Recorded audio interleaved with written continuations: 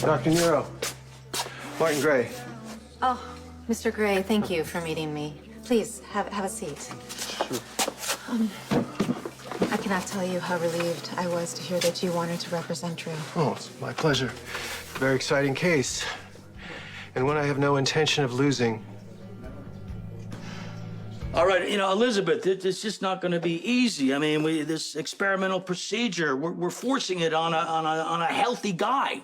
No, medically he has a brain injury. He doesn't know who he is. Yes, I know. How are we going to convince the court of that the procedure that he is refusing to do, if he was in his right mind, he would say yes to this? I know how. Put me on the stand.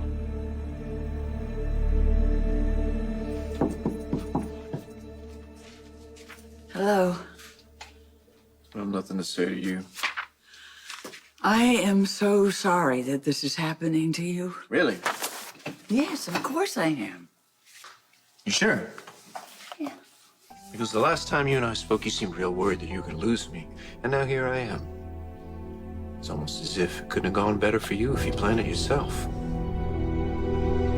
I am sorry. For choosing Jason over me before we were old enough to crawl. Oh, Jason told me how you found out that you were a twin. He told me about the picture that you saw in the paper and how you assumed that we had kept him and we had given you away. And that couldn't be further from the truth.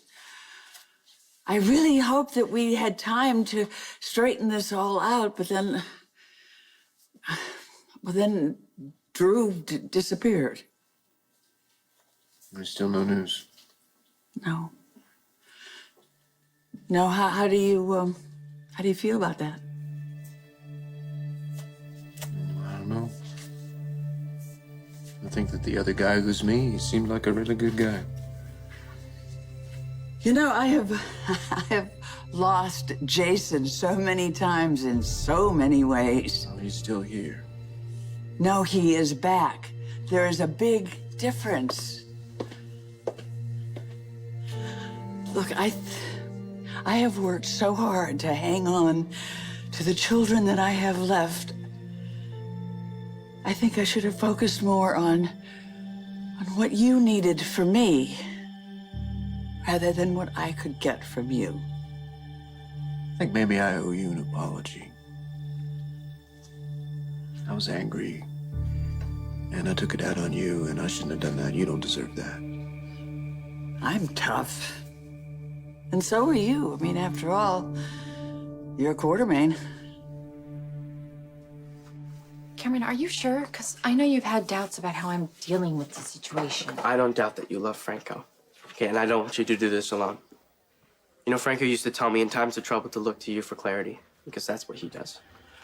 Yeah, you see, that's my kid, He's hip, he's cool, and then he gets schmaltzy. Listen, we're gonna have to put you up on the stand, and you're gonna have to testify, if that's okay with you, Elizabeth. Yeah, I'm fine with it. Okay, now, I don't know who's gonna be representing Drew or Franco, but they are gonna grill you about your relationship with Franco. Fine. It won't be the first time that Franco's put me in a tough spot. And no, Franco and I have not always gotten along. But, we were just starting to when he saved me. He looked me directly in my eyes, and he told me to tell my mom that he'd be back. Oh, that's great. Hell, that's really good. I was standing directly over him when the procedure happened. I was looking into his eyes while I was watching him disappear. I was the last one to see Franco at all.